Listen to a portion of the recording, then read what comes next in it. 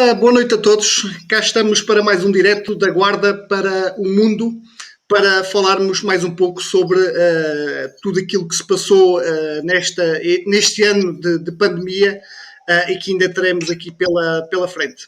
Hoje tenho o prazer de ter aqui comigo o enfermeiro David Coutinho. O enfermeiro David exerce enfermagem há 36 anos. É enfermeiro especialista em reabilitação, pós-graduado em saúde ocupacional e mestre em ciências de enfermagem pela Universidade Católica. Encara a enfermagem como uma missão que leva a cabo com empenho e dedicação em qualquer serviço por onde passa. Já chefiou o serviço de medicina, de urgência, de psiquiatria e neste momento, se calhar, tem um dos maiores desafios da vida, que é o internamento Covid-19. Boa noite, enfermeiro Coutinho. Muito obrigado pela sua disponibilidade aqui neste direto. Hoje um dos temas mais falados, e passo a transcrever, a doutora Graça Freitas, diretora-geral da Saúde, referiu que quem disser que não pode haver uma nova vaga não está a ver bem a dinâmica deste vírus. Mesmo com a vacina, toda a gente sabe que este tipo de vírus tem mutações e que o conjunto das mutações gera variantes. A forma como estas variantes se propagam é a maior incógnita que nós temos neste momento. A questão que eu faço como profissional de saúde é: poderá ou não existir uma quarta vaga em Portugal? Sim, Pedro. Boa noite a todos, boa noite e obrigado pelo espaço que consegue aqui abrir para os profissionais poderem dizer um bocado. Ora bem, nós começámos esta luta há um ano sem sabermos propriamente a dimensão ou como era o vírus.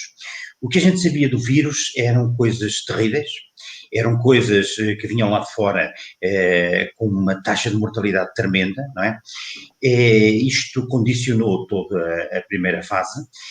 E vamos redescobrindo o vírus, vamos redescobrindo todo o potencial que este vírus tem. A quarta vaga é possível e até uma quinta vaga, não sabemos exatamente a dinâmica que eles têm, as mutações, a cada 7 minutos está a haver mutações neste vírus e, portanto, estamos preparados para tudo. Para ter uma ideia, Pedro, neste momento eu chefio 202 pessoas.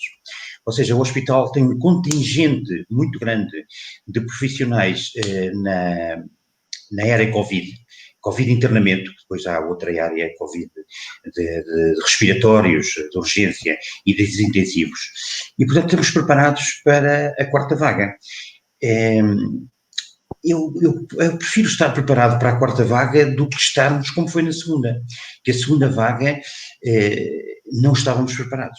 Sou sincero, na segunda vaga foi uma vaga que inicia muito cedo, inicia logo em setembro, nós estamos no terreno, começámos a ver os lares a terem problemas, a arrebentarem, como a gente costumava dizer, 1, 2, 3, a terem Covid, a chegarem à urgência em catadupla os doentes, e não estávamos preparados.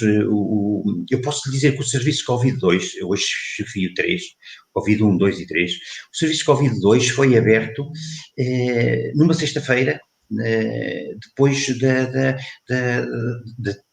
eram para as 6 horas da tarde, foi aberto com os profissionais que eu telefonei, estavam de folga para virem socorrer uma urgência que estava caótica, nem indescritível o estado. Nós tínhamos realmente que deitar a mão à situação e não estávamos preparados. Portanto, eu acho bem que a gente se prepare para a quarta vaga. Hoje mesmo sei que vão manter-se os 3 serviços, vão ficar só 60 camas, tinha até ontem, ou até há bocado, 104 camas. A hora mais dramática foi, Pedro, em janeiro, quando tínhamos as 104 camas cheias, 60, 70 doentes em urgência para subir, e nós nos preparávamos para abrir o hall de entrada, e até aquela sala grande, que conhece o Hospital da Guarda, a sala do óculo, e enchermos com doentes. Eu acho que houve sempre uma boa opção do hospital em manter os doentes cá dentro. em não optarem por aquela situação de colocar os doentes em pavilhões. Para já a Guarda é um sítio frio. Depois, eu não acho que seja... Estes doentes são especiais, estes doentes depressa desequilibram. Numa hora, a gente não os consegue ir buscar. Portanto, eles convém estarem em zonas hospitalares. Eu disse sempre ao Conselho de Administração, eu trato os doentes que for preciso, se já estamos com 100, vamos aos 200, mas dentro do hospital. Fora do hospital é muito mais difícil. Foi uma boa opção. Portanto, a quarta vaga, eu acho que temos que a ponderar. E será melhor ponderar esta quarta vaga, Pedro, e dizer à população que pode vir a quarta vaga do que tentarmos dizer que isto passou. Como no verão, quase tivemos a sensação de que tinha acabado a pandemia. Não acabou, não acabou. Exatamente. Aliás, eu publiquei essa informação logo pela manhã.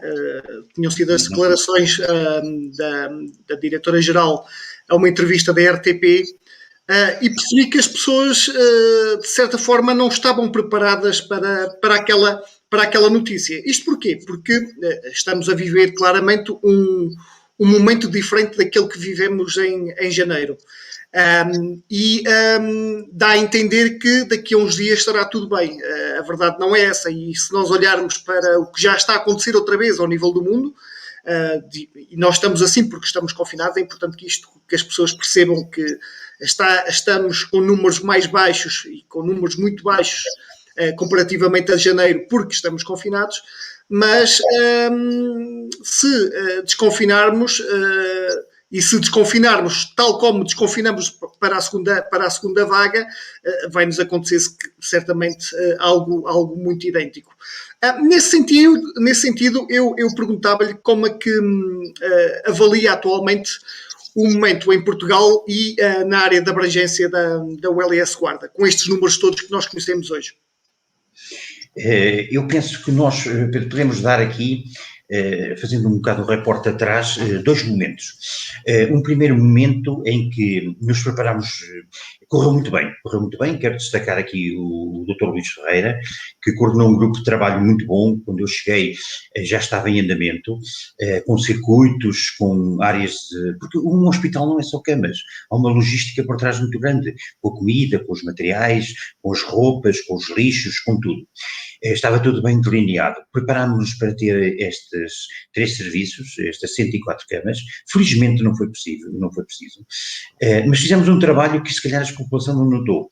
Nós não tivemos aqui um rengues porque o hospital ficou com os doentes todos daqueles lares que estouraram, que tiveram Covid.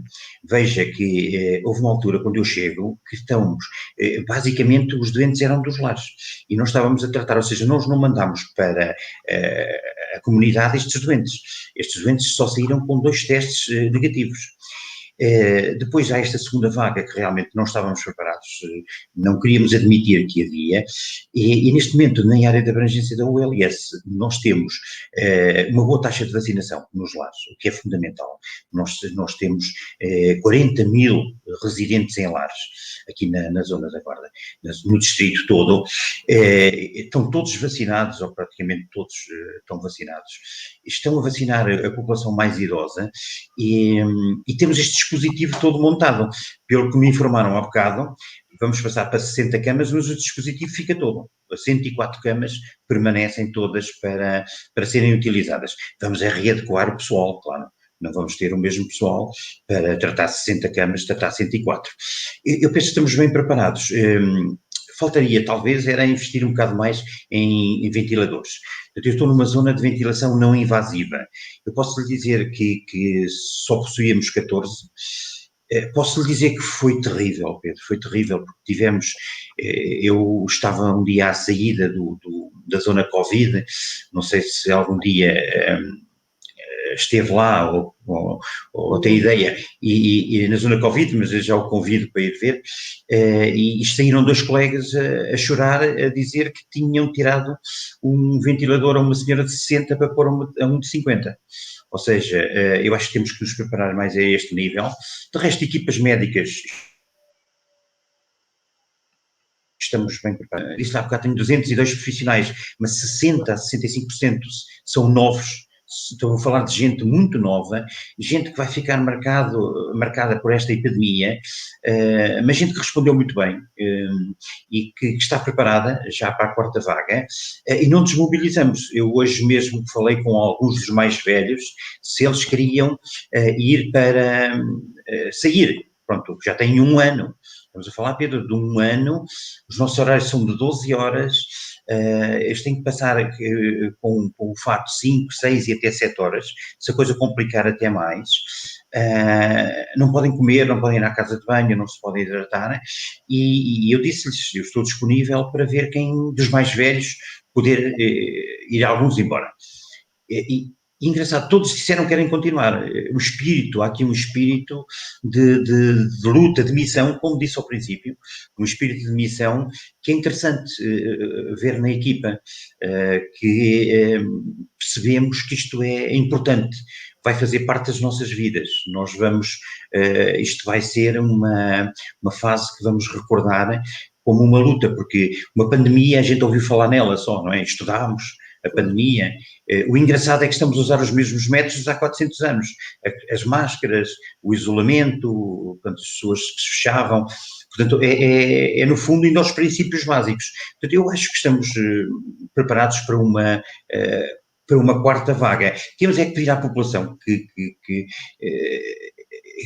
tenha, que interiorize que realmente isto é muito grave. É muito grave. Não é uma doença qualquer. E que pode acontecer. Eu tinha aqui uma questão que me enviaram ontem e depois aproveitei para que disse que ia estar à conversa consigo, da Tuxa Martins, que ela perguntava que os pais eram idosos e que iriam ser vacinados se antes da vacina se é feito o teste à Covid-19. Era uma curiosidade que ela tinha. Não tem sido feito. Os testes são feitos mediante uma grelha, por assim dizer, ou os contactos que há de positividade. Ainda não caímos naquela janela de termos que checar, vamos chamar assim, toda a gente antes de fazer a vacina. Nós, até agora, não sei de nenhum caso que se tenha vacinado alguém com positivo para a Covid-19. Porque, entretanto, pode acontecer que venha a infecção. Portanto, se não há sintomas, se as pessoas estão bem, se cumpriram este isolamento, e já estamos em isolamento há um tempo. Aliás, eu proposto isolamento, eu falo sempre da melhor imagem que existe para explicar um bocado as regras um bocado do confinamento. E foi o Filipe Freud que apresentou aqui há dias na televisão, e é como se estivéssemos a jogar as cartas. O isolamento é o nosso as, é o nosso trunfo. E se o jogássemos cedo, como fizemos da primeira pandemia, da primeira vaga, correu muito bem. Na segunda até fomos apelidados de heróis, os melhores e tal, aquela coisa portuguesa de que somos os maiores, não é? Na segunda vaga jogámos tarde e aconteceu sermos o pior país do mundo, não é? Portanto, vai ter que ser jogado com calma, daí eu perceber um bocado esta situação de não quererem desconfinar. Eu penso que os pais estão à vontade, porque os profissionais fazem um inquérito antes, para saberem uma série de coisas e à partida não há problema de serem vacinados porque não há perigo de terem a Covid-19, até porque os pais com 85 anos de certeza que estão em casa, estão confinados e não estão expostos, não iria ser ali que iam ser expostos realmente ao vírus. Exatamente. Já agora falou aí no Dr. Filipe Freud, mandamos-lhe um abraço, porque ele também é assíduo aqui do canal e voltará cá um dia destes, que eu já estive a falar Boa. com ele e já nos prometeu para que irei cá voltar. Muito bem. Deixem-me também só dizer aqui, eu tenho visto aqui, eu não sou profissional de saúde, mas com base naquilo que fui lendo hoje a nível de comentários da questão da quarta vaga, as pessoas ainda questionam, ok, mas quarta vaga com as vacinas, como é que isso é possível? Eu acho que é fácil de explicar, uma vez que existem mutações e dessas mutações surgem variantes, ou seja, temos uma vacina que pode valer muito pouco depois com isto tudo. Não sei se concorda da minha opinião, mas eu chego a esta conclusão enquanto pessoa normal da sociedade e não associada à parte da saúde.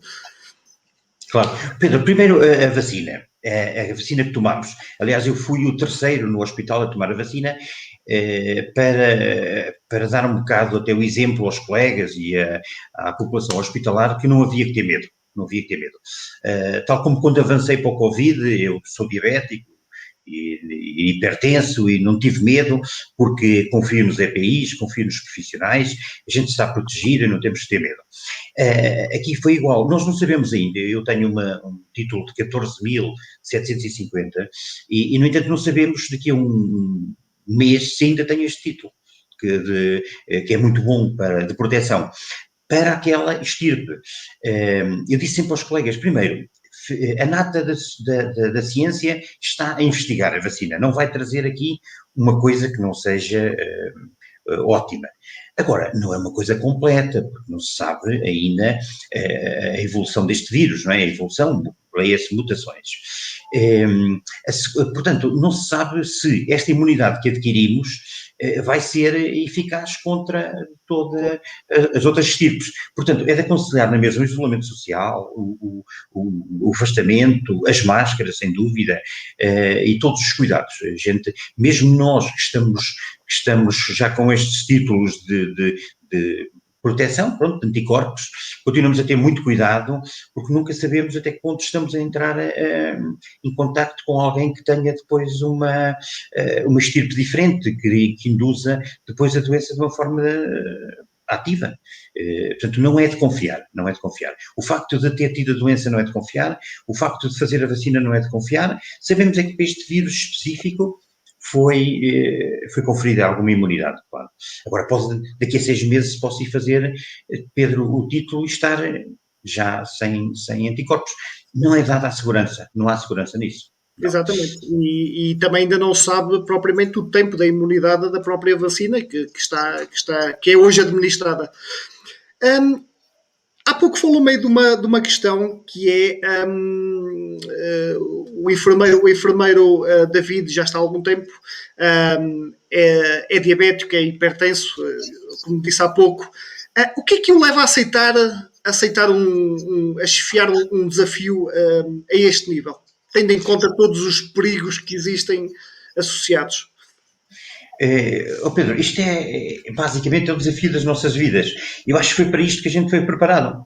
No fundo, se quando somos chamados à luta não formos, eu acho que não há razão de ser como profissional de saúde. Eu acho que é nos maus momentos que se vê exatamente, e eu vou dizer que fiquei muito triste. Eu cheguei a ter 20% da minha equipa a faltar com receio. Ainda hoje tenho gente que não apareceu. Não apareceu, aliás, no pico da pandemia, eu cheguei a dizer à diretora para irmos buscar gente ao centro de saúde e vieram ajudar.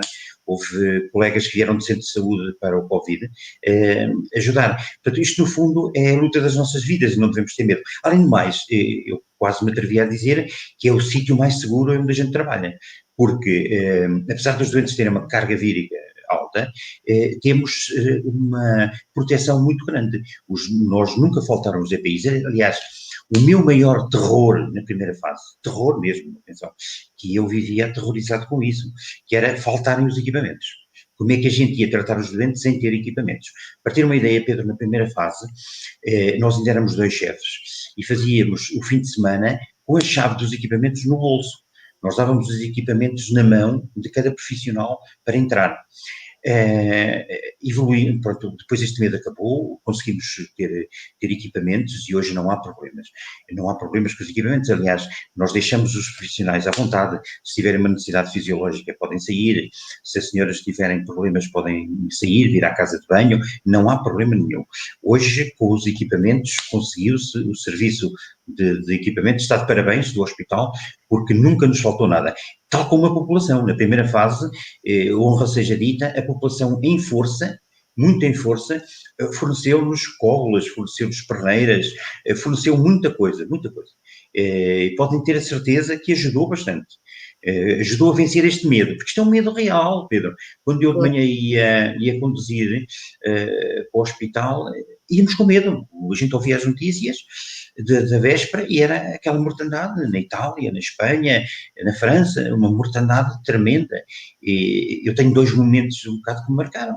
A tentar, ao princípio tudo é novo, não é? E a gente tenta, eu coloquei em vez de uma máscara 2, e começa a ficar hipercapnia, começa a ficar com retenção de CO2, e começa-me a doer a cabeça e quase a desmaiar.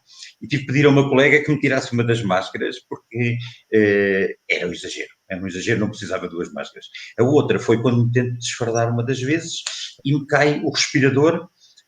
Claro, esses dias foram uns dias de terror, nem sequer dormi com a minha mulher, dormi no sofá, dormi noutra cama, tentei dormir de máscara, não consegui, portanto foram momentos maus. Eu também me marcou colegas que na primeira fase ficaram 15 dias sem ir ver a família, porque os espelhos, os horários na primeira fase, Pedro, eram horários de espelho, eram horários de 15 dias seguidos a trabalhar.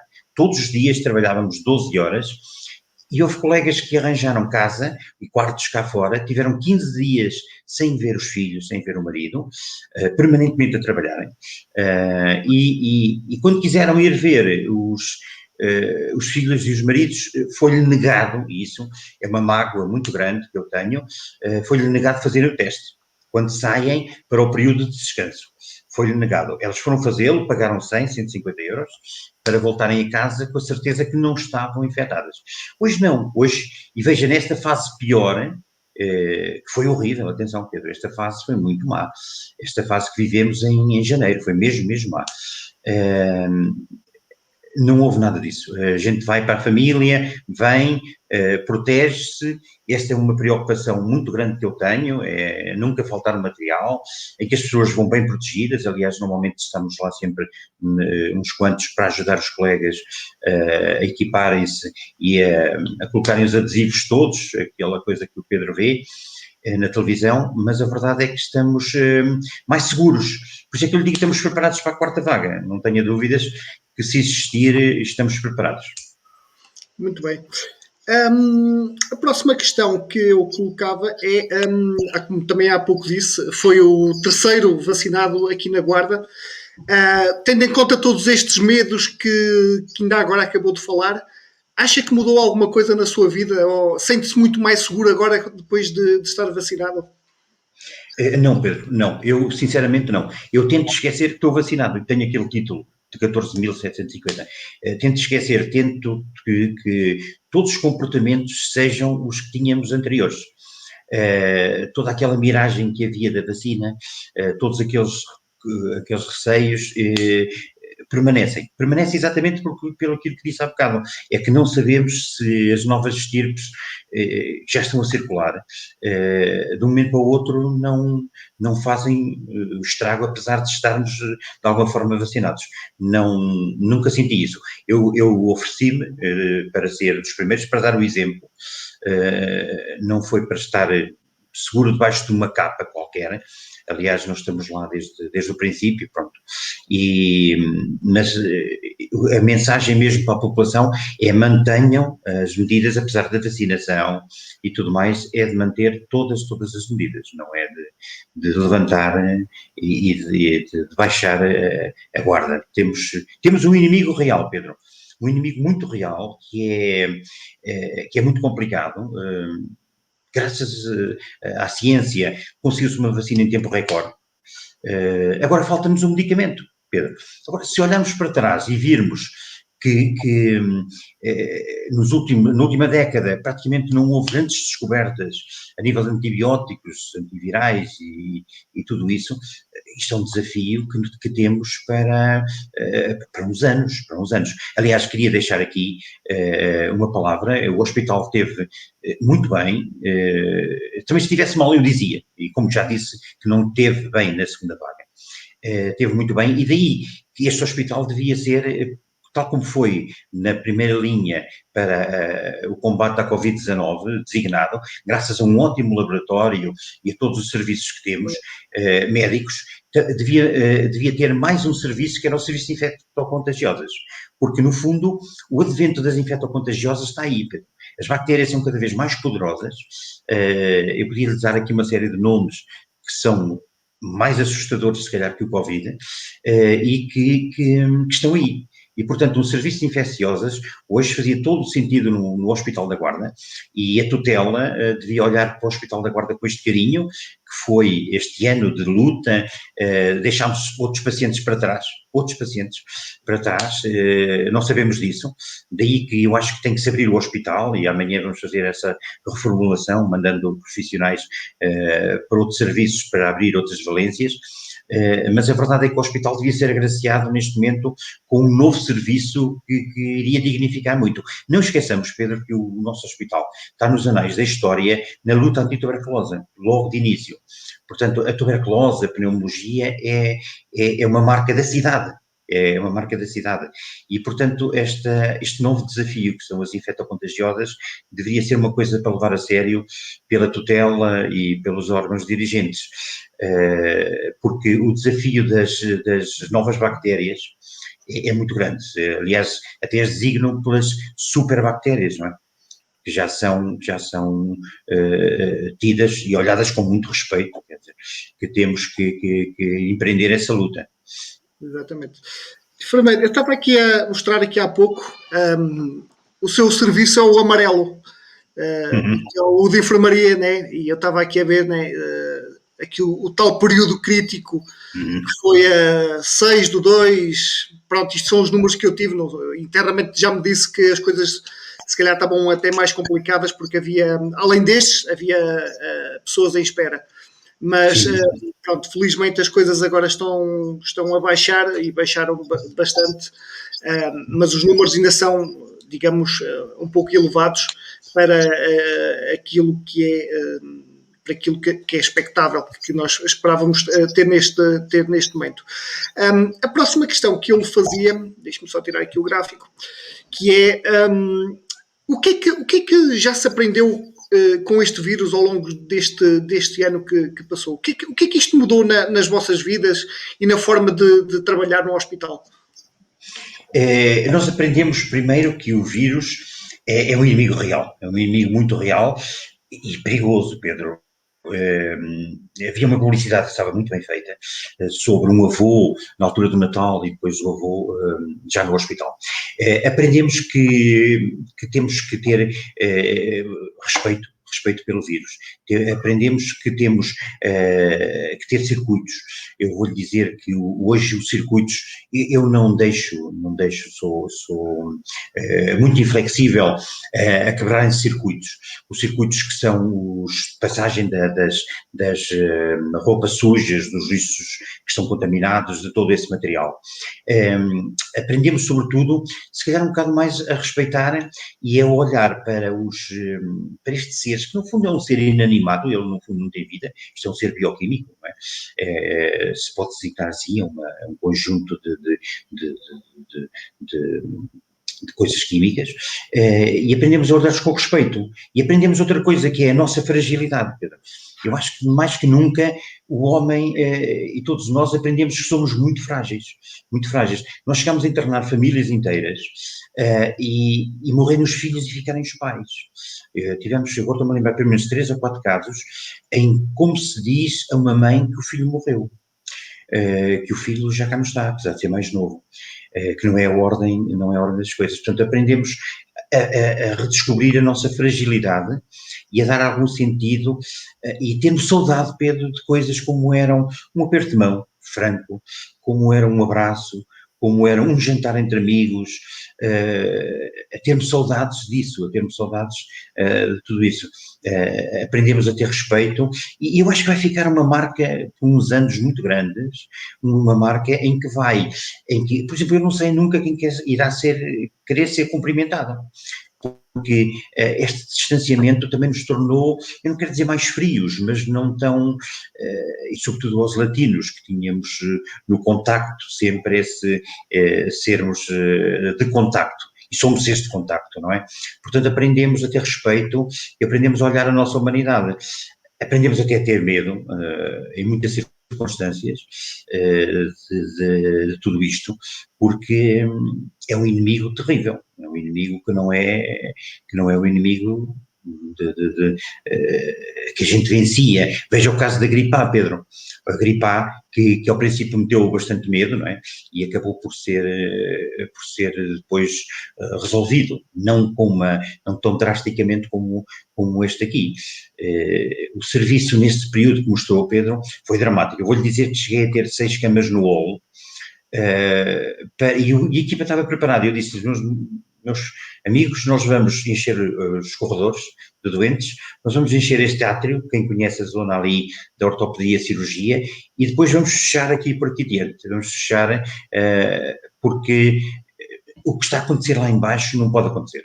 A quantidade de doentes que estava na sala dos respiratórios, quem lá esteve pode contar a experiência que foi, e nós estivemos sempre disponíveis a abrir as camas que fossem necessárias, por isso estamos cá para a luta, como diz o outro.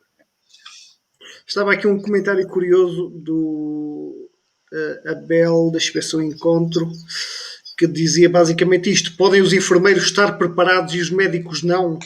É que hoje estive numa consulta no hospital e foi-me dito, se vier a 4ª vaga, os médicos já estão completamente exaustos. Eu acho que está toda a gente exausta, não é?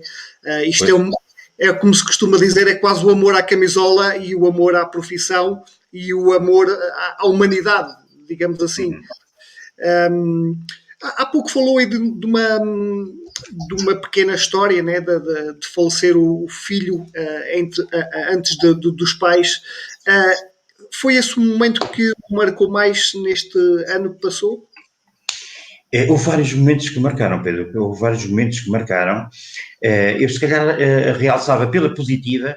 Na primeira fase ainda não tínhamos o tablet, ainda não tínhamos smartphones lá dentro para fazer videochamadas, e marcou-me colegas que usaram o smartphone deles, porque os nossos smartphones entram para dentro, vão em películas, vão embrulhados.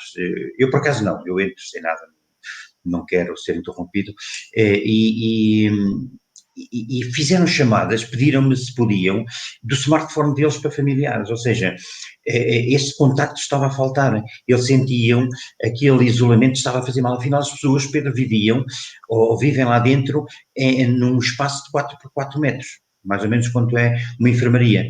Portanto, esse foi um grande momento pela positiva, quer dizer, eu tenho que ter muito respeito pelos meus colegas, eu vou lhe dizer, sobretudo colegas mais novos, que tiveram essa humanidade. Não, certamente o momento que marcou mais foi estarmos a tirar ventiladores a uns doentes, Pedro, para meter a outros. Essa situação também de darmos a notícia é complicada, porque não há como dar a notícia, quer dizer, isto é tão duro que não se consegue dizer de uma forma leve. De alguma forma nós fomos pedindo à psicologia, mas não, apenas uma psicóloga foi lá dentro uma vez, quer dizer, e não há forma de dizer, mas eles leem-nos na nossa face, nos olhos, que os olhos são o espelho da bocado da alma. Agora, o exaustos estamos, nós neste momento, Pedro, eu posso referir, temos um programa com a psiquiatria para dar um bocado de apoio. Eu, mais que apoio, é um bocado os mecanismos de coping, quer dizer, no fundo, é manter os colegas nesta luta ainda sem perderem esse ânimo. E hoje, como lhe digo, eu contactei meia dúzia deles que estão lá da primeira linha e não houve um que me disse que queria sair. Todos disseram, não, nós estamos cá até isto acabar, vamos ficar e vamos continuar. Agora, depressões houve muitas, Pedro, sei lá, eu tive seguramente mais de 10 casos de depressão entre os profissionais. Gente que teve que meter de estado e que ser medicado. Aqui há dias a falar com um psiquiatra, ele disse-me que uma dessas depressões até era bastante grave. E tivemos mesmo um caso de uma tentativa de suicídio. Na primeira vaga, uma jovem enfermeira, que, pronto, isto tem um contexto lá na aldeia em que não perceberam que realmente ela até estava a ser bastante corajosa e começou a ser depreciada. Eu, por acaso, até faço o contrário, como gosto de chocar, até digo que sou eu que estou a esfiar o Covid. Às vezes acho piada quando há pessoas que dão um passo atrás. Quando eu digo isto, dão um passo atrás e eu digo, não tenha problema. Mas os momentos que marcaram foi, agora a exaustão sentiu-se, este período que está a ser agora, neste momento temos cerca de 40 internados, é um período que aproveito para dar mais espaço aos colegas para poderem descansar e ganhar forças para a quarta vaga. Agora, a exaustão foi muito real. Naquele período, eu estava muito preocupado que havia um alto nível de exaustão. Eu via como eles saíam de lá e foi muito complicado. Houve uma fase, inclusivamente, Pedro, que tivemos que usar os fatos da Reserva Nacional. São os fatos que é um processo, ao fim de estar 5, 6, 7 horas com o fato, em que o ácido lático se acumula no corpo, a pessoa transpira imenso, quando saem, eles vêm-nos contar que a urina sai muito concentrada e começa a haver alguns problemas de urina com o aparelho urinário, porque não são hidratados. E essa fase eu temi verdadeiramente que houvesse uma vaga de baixas, mas correu bem. Tirando estes casos, sobretudo os colegas que meteram foi por exaustão psíquica, que meteram atestado, estavam verdadeiramente cansados e exaustos. Sim. Mas estamos aí. Eu confesso que até tenho muita ligação ao hospital eu acho que ninguém cá fora tem a ideia do que é que se passa lá dentro, da luta que é, porque todos nós vos chamamos heróis, porque pronto, salvam vidas, mas lá dentro o vosso desafio é mesmo enorme, é uma coisa sem palavras, e quando ouvimos testemunhos como aquele que o David está a fazer neste momento, em que eu estou arrepiado de estar a ouvir, e como lhe digo, eu falo várias vezes com pessoas lá dentro que me dizem aquilo que se passa, mas hoje já percebi que de facto o inferno lá dentro é ainda maior, apesar de vocês fazerem tudo com a máxima dedicação, mas deve ser um ambiente muito, muito complicado. O que é que se sente quando uma enfermaria tem a lotação esgotada e não há mais camas para ninguém? É terrível, Pedro, é terrível, é algo desesperante. Eu saía do hospital, eu entrava às 8 e saía às 10 da noite, tivemos muitos dias, muitos mesmo, porque aquilo é algo indescritível.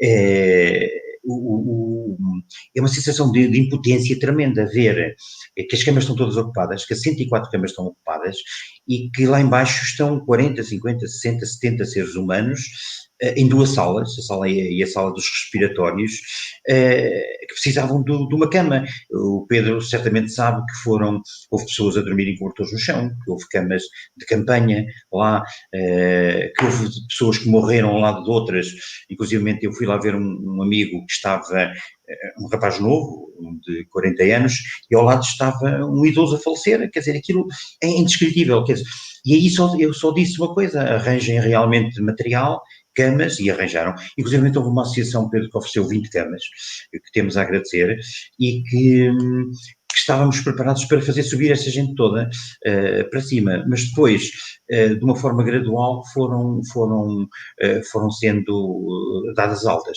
A equipa médica, eu tenho uma ideia que são 9 internistas e 7 pneumologistas que estão agora no Covid, nesta luta, que também houve muito boa resposta, 24 horas que temos estado. O ambiente ao princípio foi pior, mas como tudo o ser humano adapta-se, não é?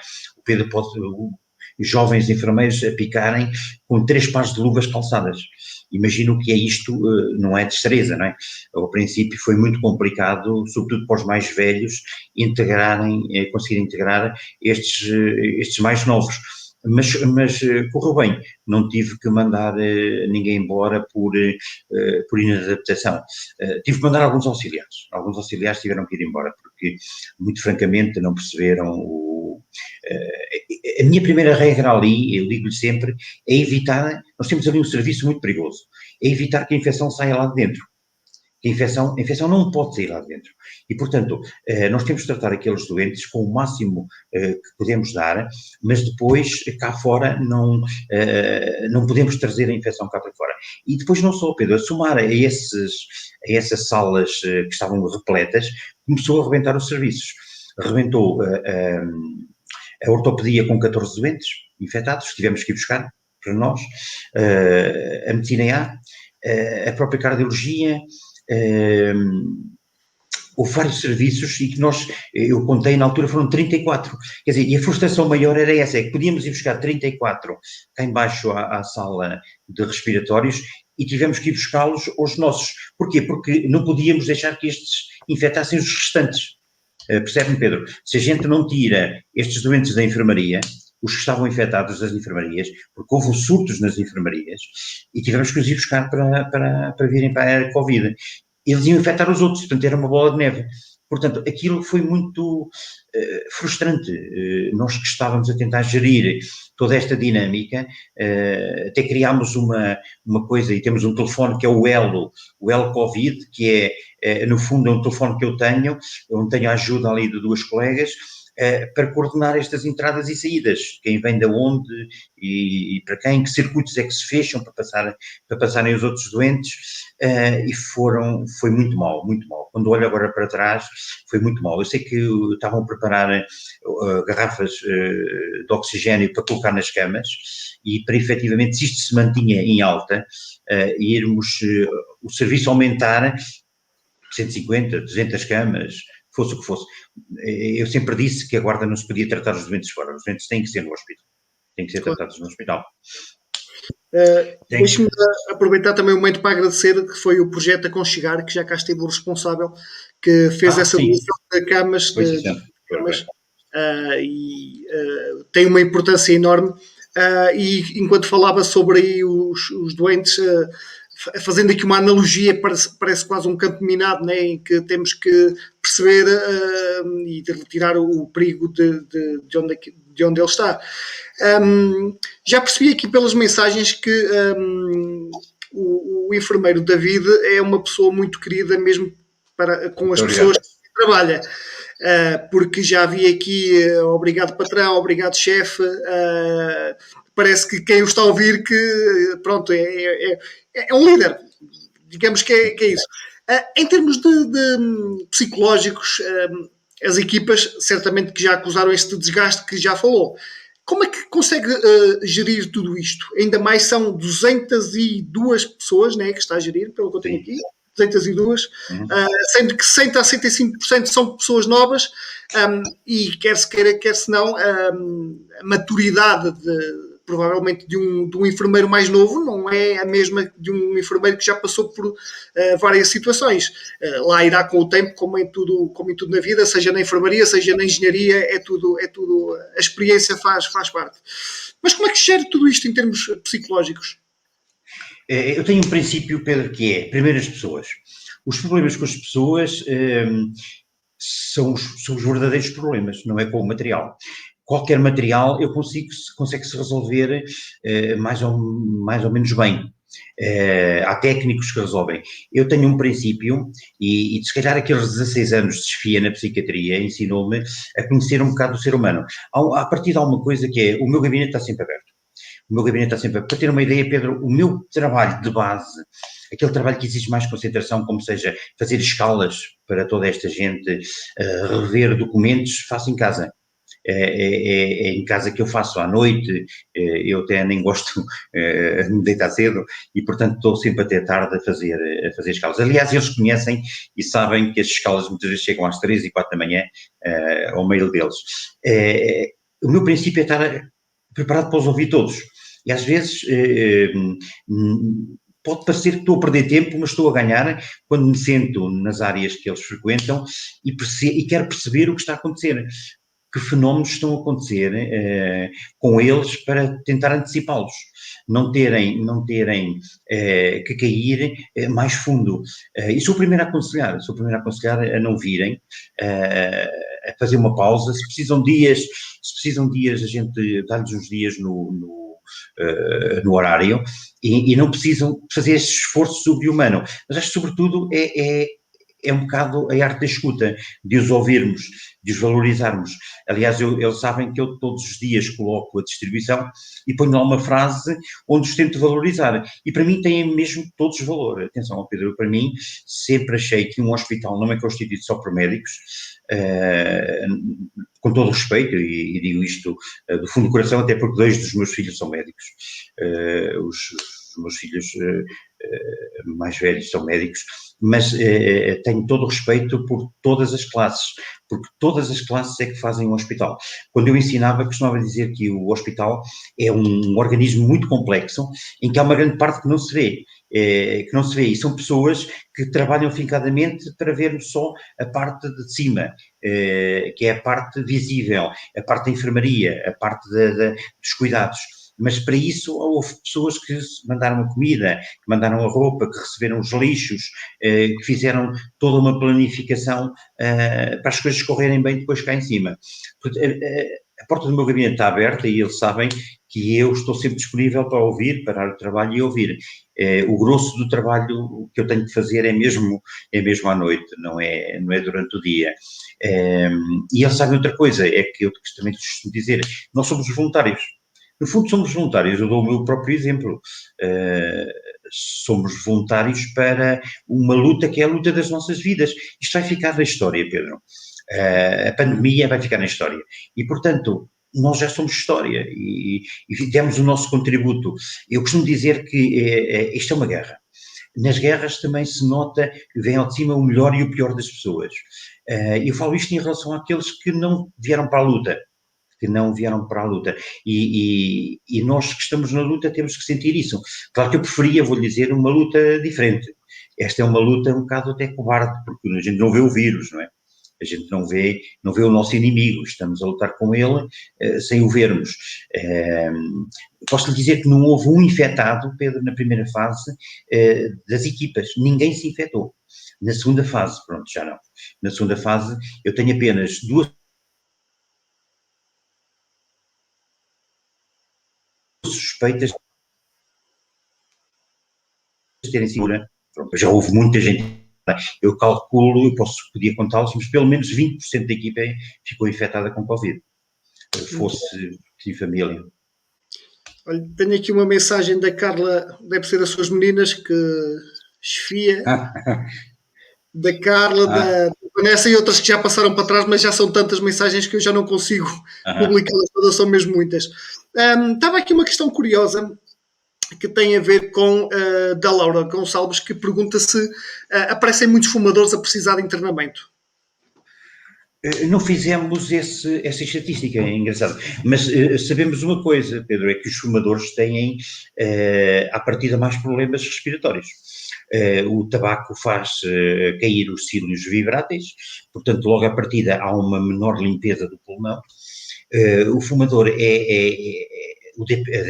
DPOC, a grande causa da DPLC é o tabaco, efetivamente é o tabaco, portanto os fumadores à partida têm o pulmão mais exposto. Agora, este vírus realmente ainda está para escrever a história dele toda. Quais são os fatores que ele porque em famílias, nós vimos famílias inteiras e outras que tiveram também expostas e que até tiveram doentes e não com a severidade que foi outra família ao lado.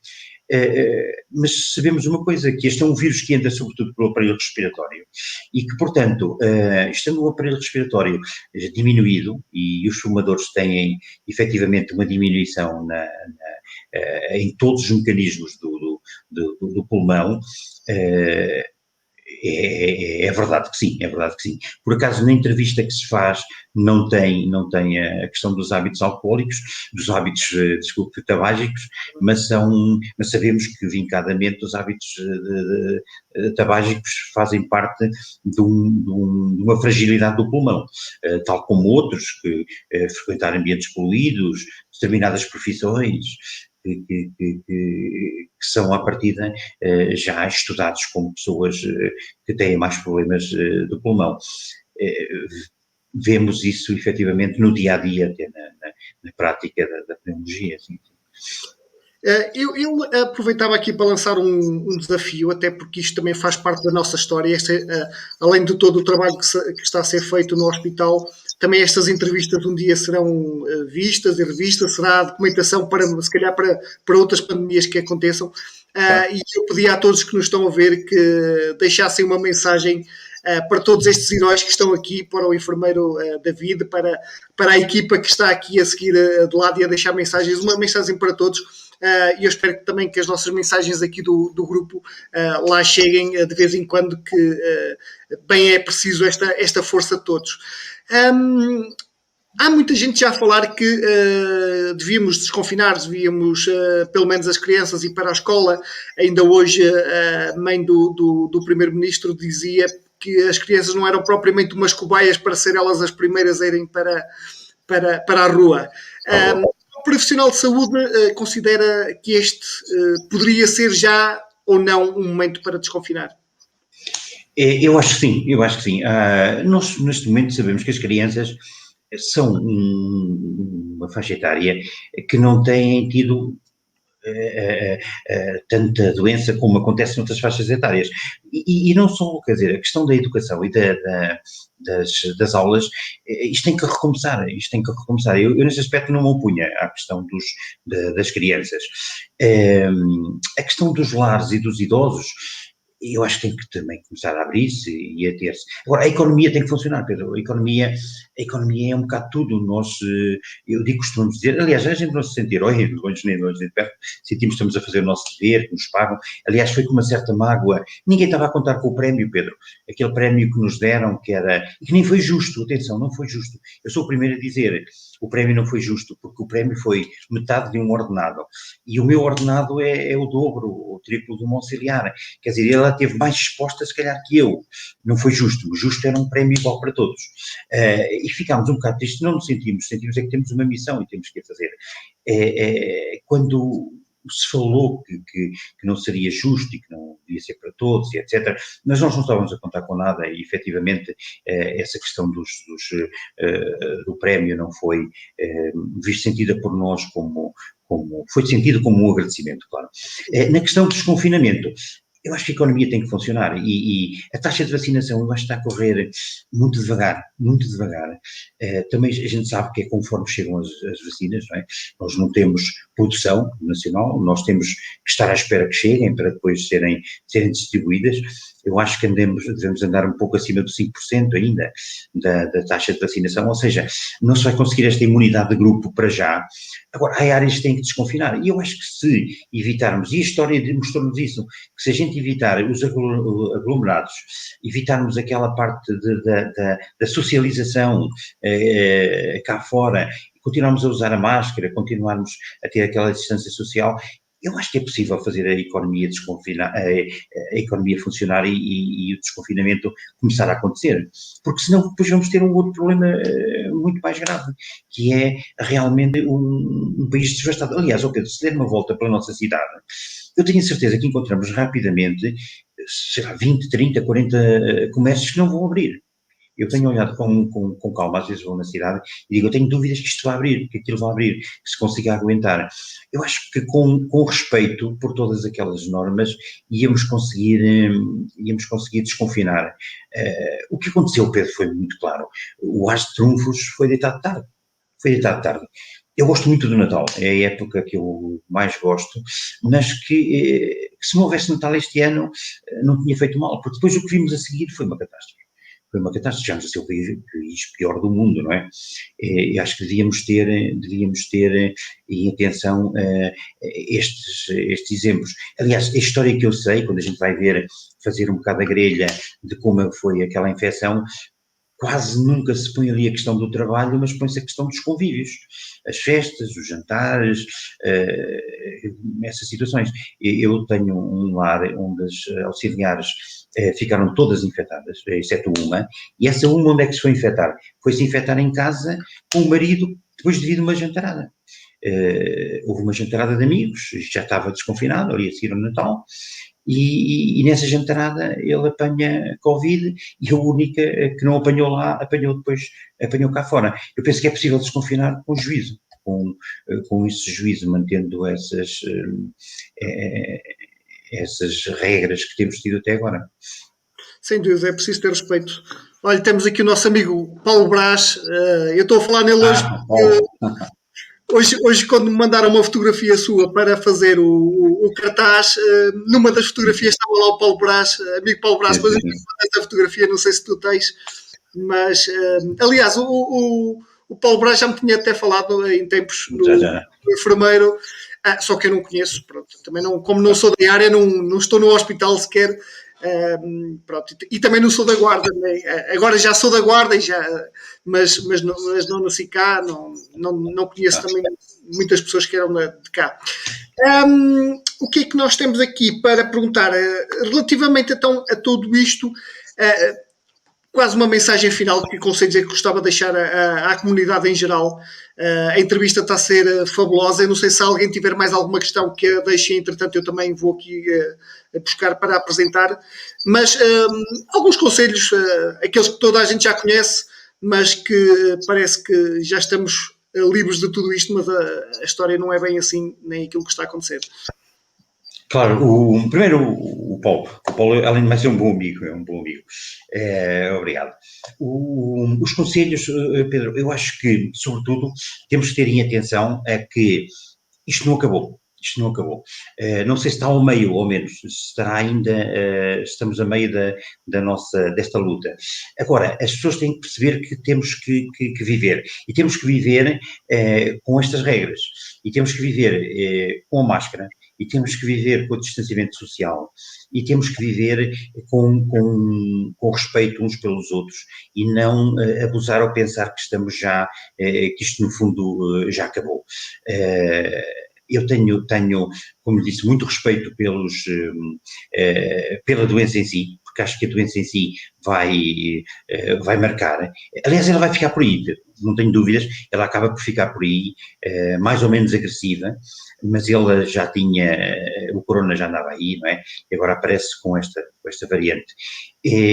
Eu acho que temos que continuar a observar a evolução, a ter respeito, sobretudo nas áreas sociais. Não é dizer que quem não conhecemos é um suspeito, no fundo somos todos suspeitos, no fundo não sabemos se estamos infectados e, portanto, não devemos querer contaminar os outros. Eu que há tempo estava com umas pessoas amigas e chegou alguém e esticou a mão para cumprimentar as pessoas, e a gente fica a olhar e digo, cumprimento, não cumprimento, acabo por cumprimentar, mas a contragosto, não é? As pessoas nem sequer deviam tentar cumprimentar-nos. Eu faço também o desafio, Pedro, eu quero também dizer que neste momento temos conseguido colocar lá dentro familiares para irem despedir-se dos entes queridos. Atenção, o hospital tem dado esta abertura, nós temos colocado lá filhos, esposas, maridos, que pedem muito, e o Conselho de Administração tem dado o aval. Portanto, nós levamos as pessoas, equipamos-las, entramos com elas veem o seu ente querido, portanto aquilo não está totalmente fechado, e tem a hipótese de despedir, porque muita gente sabe que a situação é muito grave e não dá para reverter. Portanto, temos tentado que não haja esse isolamento. Aliás, todos os dias faço questão que façam chamadas e que digam como é que as pessoas estão, mas também existe isso. Quanto ao Pedro, eu penso que não haverá problema se quiser conhecer a nossa realidade um dia, de nos visitar, porque... Desafio aceito, lá irei. Ok. Lá irei. Isto também porque há confiança naquilo que vocês fazem e na segurança toda que está e que existe no hospital. Irei com todo o gosto. Há pouco via também aqui um comentário do Nuno Martins, que dizia que tinha que trazer aqui a um direto um Nuno Matos, que é da parte do lixo, que faz a recolha do lixo, com todo o gosto. Este canal é para toda a gente que queira cá vir, não é só para médicos, não é só para engenheiros, não é só para empresários. Isto é como o David há pouco falou, e falando na questão dos hospitais, um hospital é um todo, né? É as pessoas do lixo, é as pessoas que servem a comida, é as pessoas que tratam da roupa, todas essas pessoas é que fazem parte de um hospital. Existem aqui milhares de mensagens, eu não consigo colocá-las todas, vou colocando algumas, Mas não sei se, entretanto, alguém tem alguma questão a colocar ao enfermeiro David. Eu posso contar uma história, Pedro, que ilustra o que valem os profissionais, valem sempre muito. Eu trabalhei uns anos na urgência, ainda uns 5, 6 anos na urgência, e lembro de uma greve dos auxiliares, e que não passou muito tempo, Pedro, não passou uma hora, duas, que já não conseguíssemos trabalhar, em que as salas já não garantiam a limpeza e a esterilidade para se continuarem a haver doentes. Eu lembro perfeitamente que tive que chegar e dizer, desculpa, mas isto é uma greve, eu percebo, mas alguém tem que limpar porque temos de tratar os doentes. E houve uma senhora mais conscienciosa que realmente passou para o lado de cá e começou a limpar as salas para continuarmos a trabalhar. Isto naquela urgência velha, lá de baixo, se bem se lembra, que é onde está agora a parte dos continuados da Misericórdia, em que demonstra bem que todos somos precisos e que toda a gente faz falta na organização. Se alguém pensa o contrário, está muito enganado e não sabe o que é uma organização realmente. Muito bem. Enfermeiro David, foi um enorme prazer falar consigo, ter este privilégio e também dizer-lhe obrigado por ter partilhado todas estas histórias que, como disse, ficarão para sempre nesta história da humanidade e nesta história da pandemia. A todos os que nos acompanharam também obrigado. Eu percebi que as pessoas tiveram desde o início ao fim e foram mesmo muitas. Agradecer a todas, reforçar a questão que, de facto, pode existir uma quarta vaga e até uma quinta e até uma sexta, obviamente, porque o vírus é complexo, o cenário é complexo, existem depois as mutações, existem as variantes. Há pouco eu li um comentário que alguém dizia, então para que serve a vacina? A vacina serve para o vírus que nós conhecemos atualmente. O problema é que tem havido muitas mutações. Eu lembro-me que, já não sei quando é que foi, penso que foi na segunda-feira, que surgiu a informação da variante brasileira, que era muito mais, tinha maior taxa de transmissibilidade e também conseguia, de certa forma, iludibriar o sistema imunitário. E as pessoas ficam cansadas e acham que aquilo já é tudo uma história e que é tudo invenção. Reparem, aquilo que está acontecendo no Brasil neste momento é, ainda hoje ou ontem, já não me lembro bem, chegaram aos 1.900 mortos. O número de mortos diários a 7 dias tem sido de 1.222, ou seja, a cada dia morrem 1.200 e tal pessoas. É preciso ter atenção a isto porque isto mostra-vos um pouco o que é que foi a pandemia, né? Quando nós há um ano ouvíamos a história da China e dizíamos, ainda hoje falam isso muito da diretora-geral, não há de cá chegar. Pois, mas isto nós depois vamos aprendendo e vamos percebendo que hoje as pessoas circulam muito, e se não tivermos os devidos cuidados, a pandemia, a quarta vaga, é certamente uma certeza que poderá acontecer no nosso país, mesmo estando neste momento com os valores que temos. Por isso, mais uma vez, muito obrigado a todos. Obrigado, Pedro. Protejam e são os heróis. Para nós serão os heróis e muito obrigado mais uma vez. Obrigado nós, Pedro. Obrigado por toda a equipa, a vocês também que têm feito um trabalho ótimo, à comunidade que nos tem mimado, nem eles sabem por vezes o alento que é, quando a gente percebe que do outro lado eles sentem que há ali gente a trabalhar 24 horas, interruptamente, porque esta doença exige muita vigilância. Isto é uma doença que nem tem, Pedro, rácios, por assim dizer, de pessoal, porque nós temos rácios para os cuidados intensivos, temos rácios para a urgência, mas que não temos rácios para esta doença, é uma doença respiratória que rapidamente, por vezes, vira, como nós dizemos, e não se agarram os doentes. Portanto, eu penso que é por missão, é mesmo por missão que o pessoal está, e agradeço a todos, agradeço à população, agradeço ao Pedro Pito em especial, e a toda a gente que de alguma forma a gente sente que está do nosso lado, porque temos que vencer esta batalha, vamos ver até quando é que vai durar, e não podemos desarmar, como eu costumo dizer. Exatamente. Estamos e seguimos juntos. Até uma próxima. Claro que sim. Até uma próxima. Obrigado, Pedro. Boa noite. Obrigado.